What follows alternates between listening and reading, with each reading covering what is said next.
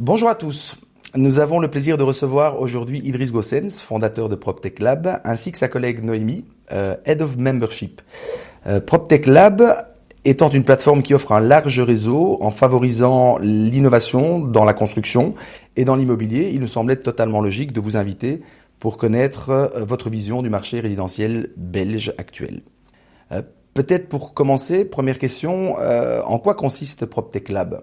Peut-être il faudrait commencer en expliquant que il y a 4 ans, on a vu qu'il y avait un vrai momentum d'innovation dans la construction et dans l'immobilier, un secteur qui était resté assez perméable à tout changement depuis plus ou moins 50 ans. Et donc on a voulu créer une communauté qui rassemble d'une part grands groupes immobiliers, d'autre part start-up, pour aider la transformation digitale du secteur.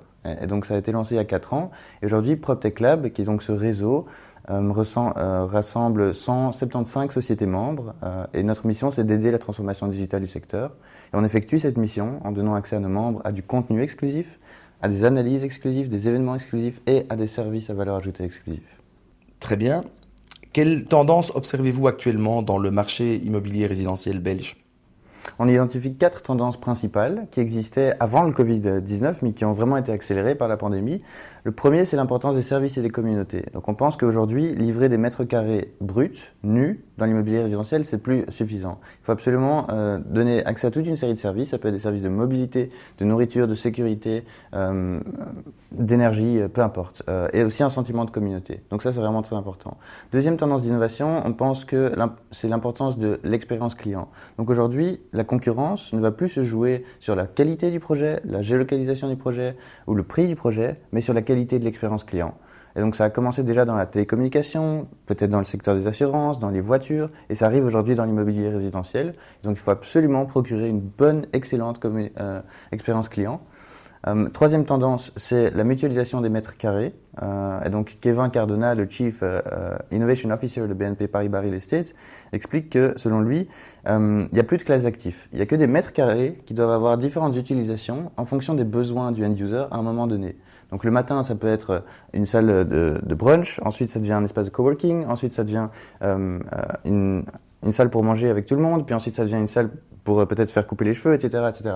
Et donc il faut prévoir dans l'immobilier résidentiel des espaces qui pourront avoir différentes fonctionnalités, qui pourront avoir une évolutivité en fonction des futurs besoins des end-users. Et la dernière tendance, c'est le conflit entre la propriété et le droit d'utilisation. Donc on voit que ça a commencé dans plusieurs industries comme le car sharing, la musique, le streaming, le coworking, la mutualisation des parkings, et ça arrive aussi dans l'immobilier résidentiel. Donc il y a l'apparition de nouveaux business models qui s'appellent Rent to Buy, où on est entre propriétaires et locataires de mètres carrés. Et donc ça, je pense que ça va être peut-être dans cet espace-là qu'il y aura la prochaine licorne PropTech. Tout à fait. Et globalement, quelle est la plus-value que vous pouvez apporter aux promoteurs ? Donc justement, au niveau des plus-values, ce qui est intéressant, c'est que parmi les promoteurs qu'on a, ce qu'on peut d'une partie les aider à faire, c'est du sourcing. Donc on va les aider à trouver parmi notre communauté toutes des startups qui pourraient convenir à ce dont ils ont besoin. Et alors d'un autre côté, ce qu'on peut faire avec nos startups, avec les promoteurs immobiliers, c'est justement les aider dans la vision d'innovation, mais aussi les aider et les accompagner sur cette stratégie d'innovation, tout au long des futurs projets aussi. Peut-être pour terminer, une dernière question. En tant que communauté, justement, en période de Covid actuelle, comment est-ce que vous avez fait face à ce confinement, d'une part, et à quoi peut-on s'attendre dans la situation post-Covid ? Mais justement, c'est une bonne question parce que c'est tout le challenge face à une communauté. En fait, le Covid a finalement accéléré pas mal de tendances, comme Idriss l'a mentionné, mais surtout, du coup, on a vu beaucoup plus d'intérêt en fait, par rapport à cette transition vers l'innovation. Donc, comment réagir par rapport à cette crise et comment rebondir après quand le tout sera de retour à la normale. Et donc, c'est vrai qu'on a vu beaucoup de nouveaux membres arriver dans la communauté. Donc, on en est maintenant à environ 180 membres de la communauté.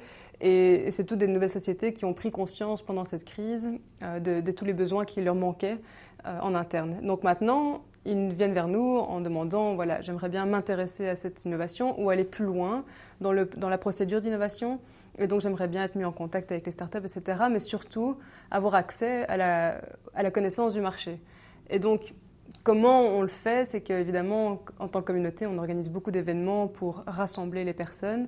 Mais donc, on a créé de nouveau des événements en ligne sur des thèmes plus spécifiques, en fait, qui recouvrent donc les catégories de la PropTech, par exemple, comme la partie de financement avec le Finance and Invest, ou même la partie Market and Transact pour la partie de la commercialisation d'un bâtiment. Et donc, les acteurs plus experts dans ces domaines sont rassemblés en ligne, donc durant des petits événements. Et c'est l'opportunité en fait pour justement partager des expériences. Donc comment s'est passé le Covid, mais peut-être quelles ont été les bonnes lessons learned, comme on dit. Donc vraiment partager des bons procédés. Et surtout aussi parler de façon transparente des challenges auxquels ils font encore face aujourd'hui. Et donc c'est là que les experts échangent, mais surtout qu'il y a la possibilité en fait de participer aussi. Et donc on organise tout un networking toujours en ligne qui permet en fait aux personnes de se retrouver. Et on voit qu'il y a vraiment un besoin énorme aujourd'hui de se rencontrer et d'apprendre des autres. Donc c'était tout le challenge pendant cette période-ci. On espère évidemment revenir à la normale très bientôt, mais ça fonctionne, donc tant mieux. Et pourquoi pas garder cette version de temps en temps par après. Je dirais que ça a fonctionné grâce évidemment à une équipe qui est génialissime, mais peut-être pour rebondir un petit peu sur la conscience de l'importance d'innover dans le secteur de l'immobilier qui a été vraiment boosté par ce Covid. On a en fait pensé à un modèle, on a développé un modèle qui permet au secteur de se benchmarker par rapport aux concurrents pour analyser un peu sa propre maturité d'innovation. Et donc, c'est 5 stages, Beginner, Aware, Adopting, Realizing and Pioneer, pionnier d'innovation. Et on utilise 5 métriques pour pouvoir qualifier le stage de maturité d'un grand groupe. Est-ce que vous avez du personnel full-time qui travaille sur l'innovation? Est-ce que vous avez un pourcentage du chiffre d'affaires annuel qui est alloué à l'innovation, donc un vrai budget d'innovation? Est-ce que vous avez un focus d'innovation clair? Est-ce que vous avez une stratégie d'innovation claire? Et puis finalement, est-ce que vous avez l'innovation toujours dans le sujet, enfin dans l'agenda de l'Executive Committee? Et ce qu'on a vu, ce qu'on a perçu, c'est que de plus en plus, les grands groupes ont augmenté leur stage de maturité comparé à la situation pré-Covid, et ça, c'est clairement l'impact du Covid. Et donc, notre mission, c'est d'aider le secteur d'aller de un stage au stage suivant. Alors, Noémie et Idriss, nous vous remercions chaleureusement pour votre participation. Nous invitons d'ailleurs tous nos auditeurs à vous consulter pour plus d'informations ou pour toute question relative à vos conférences ou événements à venir et également à vos différentes possibilités d'adhésion.